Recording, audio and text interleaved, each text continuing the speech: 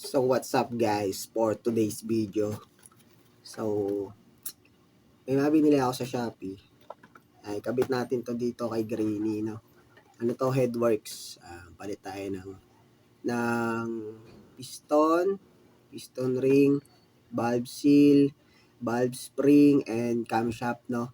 So ito binili natin. Tapos palitan din natin yung mga gasket ng head natin. So intro muna tayo na guys.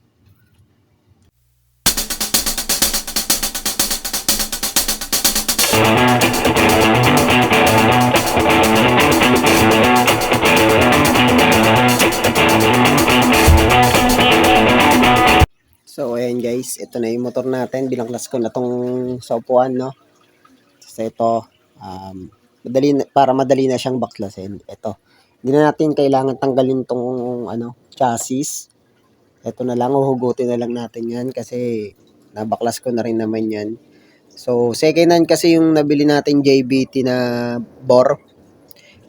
Medyo malaki na yung siwang ng niya ng piston ring, kaya medyo nakain na siya ng langis, no. Kaya yun, so umorder ako sa Shopee ng piston. Papalitan na natin and palitan na rin natin ng valve spring na 5 turns. Tapos palit na rin tayong valve seal. Yan, pati cams. Palitan na natin yung camshaft natin ng 6.0, no, kasi stock pa yung cams nito. So yung black lang talaga yung pinalitan, 59mm. So okay naman yung takbo niya, no. Pero kaya lang medyo nakain siya ng langis dahil yung piston ring natin is malaki na yung siwang. Kaya magpapalit tayo ng buong piston at saka piston ring, no. So ito nga pala yung may kakabit natin. Ayan, Navy na piston, isang set, 59mm. Ayan. So mamaya tingnan natin kung umuuntog siya sa valve, no, para ma-valve packet natin, no. So magdi-DIY tayo ng valve packet. Yan, with piston ring na RIK. Ayan, meron na rin siyang lock at saka pin. Ayan, kompleto na siya, no. Yan, Navy, baka naman. So tapos itong cams natin is hindi siya masyadong kilala, no. Racing King. Di ko alam kung kilala to. Racing King na 6.0, no. Tapos Showar na bearing. Cams bearing isang set. Ayan. Tapos ito, Sun 5 turns, 2.8. Ayan. And ang valve seal natin is Racing Monkey, guys. Ayan, Racing Monkey. And etong gasket. Ayan, 0.8 na gasket, no. So, ayan. Ayan yung mga ikakabit natin dito sa ating Mio Salty na si Greeny. So, ayan, baklasin lang natin, guys. Ayan, update na lang. So, ayan, guys, nabaklas ko na yung tappet, saka yung air breather natin dito, oil breather, saka yung carburetor, no. So, ayan, guys, so walang tagas yan. Ayan, no. Malinis yan, guys, walang tagas yung yung ginawa ko. Naka 59 yan, naka 59 all stock, no. Tapos ito hindi masyadong yung port natin. So mamaya i-port natin to ulit, no. Pinagawa ko lang kasi ito, pinaport ko lang to. So hindi siya nag-port match dito sa ating carburetor, sa ating manifold. Yan. Mamaya ipa-port match natin yan. Tapos ito nga pala yung yung reading natin. Ayan. Okay naman na yung reading natin, no. Kulay brown na naman. Kaso lang itim pa yung gilid niya. So try natin magbaba ng jettings. Itong gamit ko ngayon na jettings, guys, 105 na main jet. Tapos slow jet is 35. Try natin mag 32 na slow jet. Ayan. Para sa mga ano to naka stock pipe. Stock pipe lang tayo guys. Stock pipe gaming.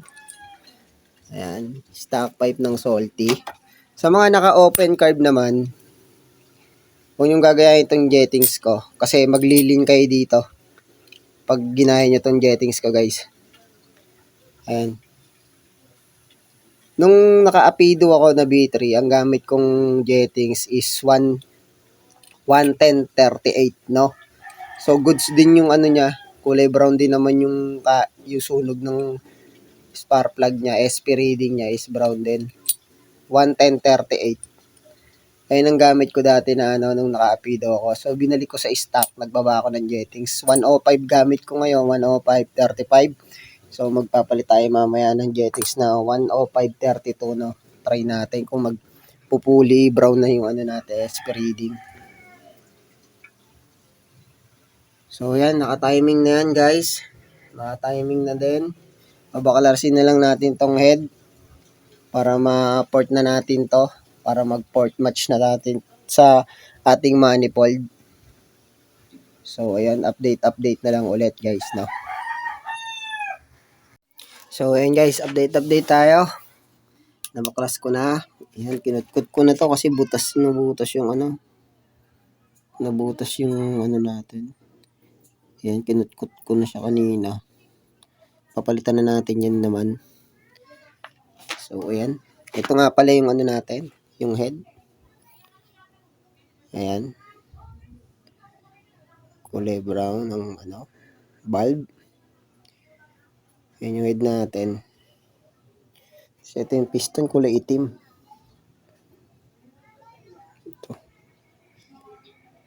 Ito yung piston natin, no? Semi-forge. Ayan. Tapos ito yung block natin. Goods na goods. Ayan. Makinis na makinis. Walang tama. Ayan guys. Napakakinis. At ito. Palitan natin yung cams na ito. Tapos yung itong port nito is lalakayan natin ng kaunti. Ayan. So tara. Tirahin na natin. Baka tirahin pa ng iba guys. Ayan. I-port muna natin, no? Port muna natin tong ano. Paklasin muna natin tong mga to. So, ayan guys. Ano na natin. Pa-port na natin tong head natin, no? I-port match lang natin.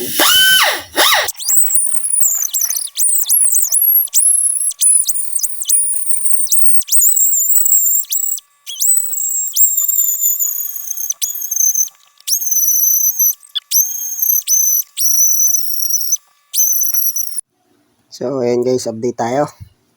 Nakabit ko na yung cams. 6.0. Yung valve spring, nakabit ko na din. Sun na 2.8, 5 turns. So, ayan. Na-check ko na rin to. Wala namang tagas na ano. Wala naman siyang singaw na. Okay na, hindi na kailangan i-valve packet, no, guys. So, ayan. Isalpak natin muna siya dito. Tapos, lagyan natin ng markatong. Itong valve natin. Wala akong clay, dapat clay ito Clay yung ilalagay dapat dito. So, wala tayong clay. Ito na lang lagay natin, lipstick. Ito guys. Lagyan natin ng lipstick yan. Tapos, salpak natin. Kapag pumakat siya dito sa piston, ayun yung iba-valve packet natin, guys. Ayan.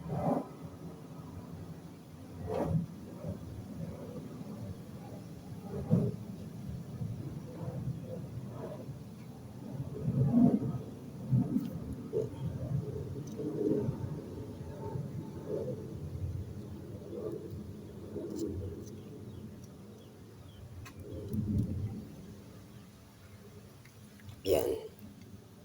So, ayan guys. Pag may pumakat sa piston natin, ayun yung tatabasin natin, guys. So, tara, ikabit na natin, no? Update muna tayo. Ayan na, nakakabit na rin yung piston natin. Ayan. So, baklasin. Isalpak ko muna to, no, guys. Tapos, papaikutin natin yung sa may magneto. Tsaka natin tanggalin ulit. Kapag bumakat dito yung lipstick, pag may bumakat dito na lipstick, ibig sabihin tumatama yung piston. Ayun yung iba-valve packet natin, no guys. So, ayun. So, update guys. Ayan na. Binaklas ko na yung ano. Tingnan natin kung may pumakat na ano, pambakat natin. Ayan. Ulan na tayo guys. Saan ba yung ulan?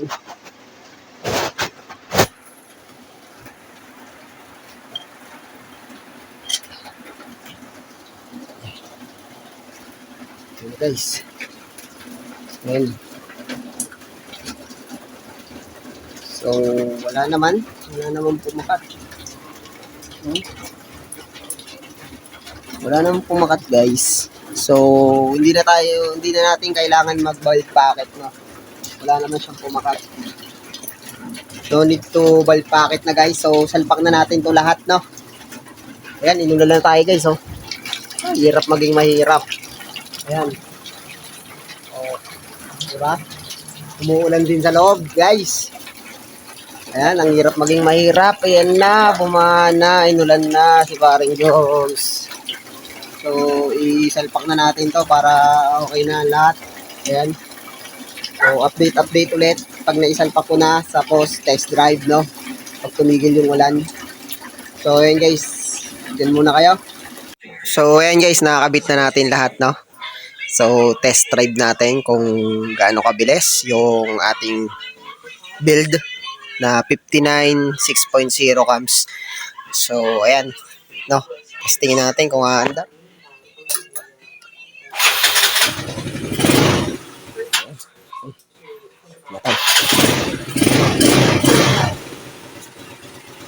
So, ayan guys. Ayan.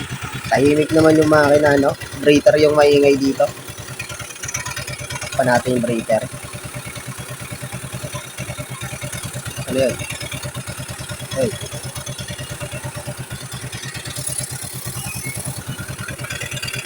So, ayan. Pa natin. Ayan. Napakatahimik, no? Tinakpan ko yung breather.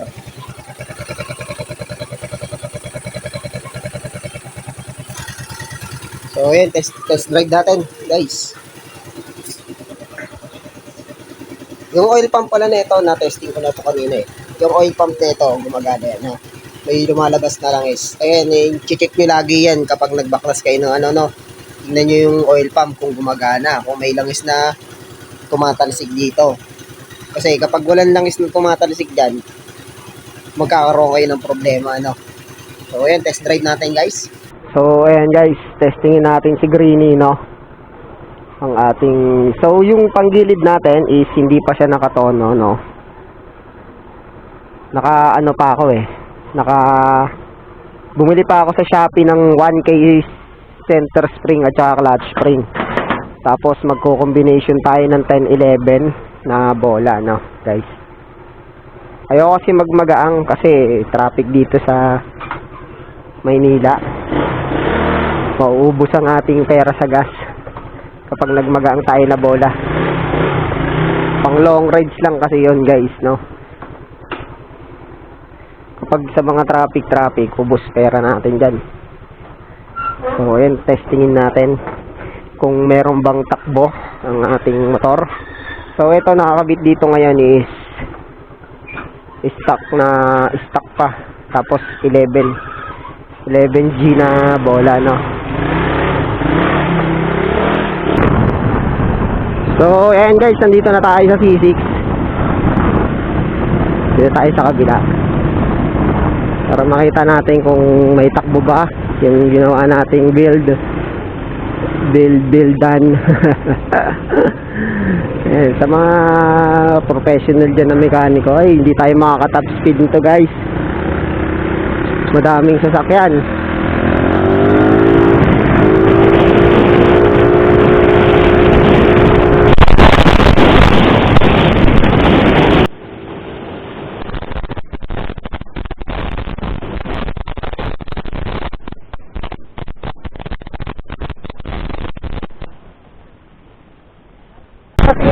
kaya mag 120 nito kapag magkatuwa nyo sa ano.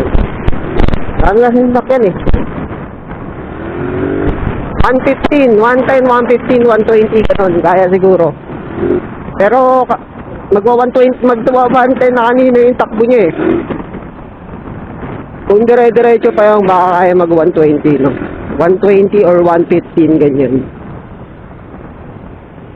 Balik na tayo.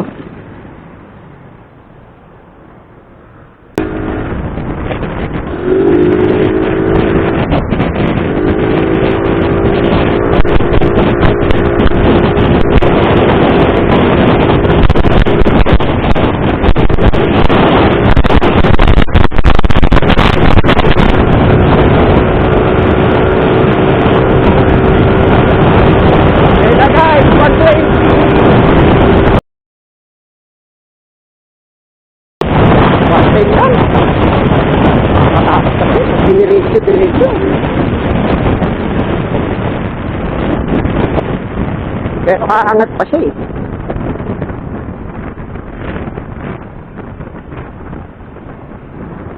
Kaya pa mag 120 talaga to eh.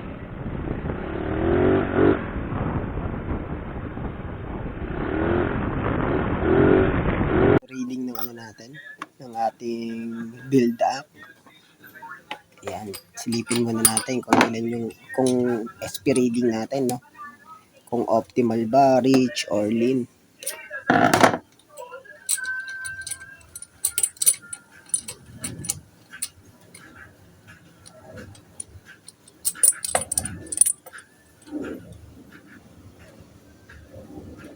Ayan guys. Tingnan natin sa liwanag. Kung ano ang reading ng ating Sparkla, kulay brown. Ayan guys, kulay brown. No? Okay na siya. Optimal na naman yung sunog. No? Kulay itim nga lang yung gilid. Pero okay na yan, goods na yan, no guys. So, ayan ang jettings ko is 110.35. Ayan guys. 110.35 na. Ayan, sa mga magtotono dyan, huwag niyong gayahin yung ano ko build. Yung jettings ko sa carb. Depende pa rin yan sa motor ninyo, no? Pag nagtono kayo, magsimula kayo sa pinakamataas. Sa reach, pababa. Para makuha nyo yung tamang tono, no? So, ayan.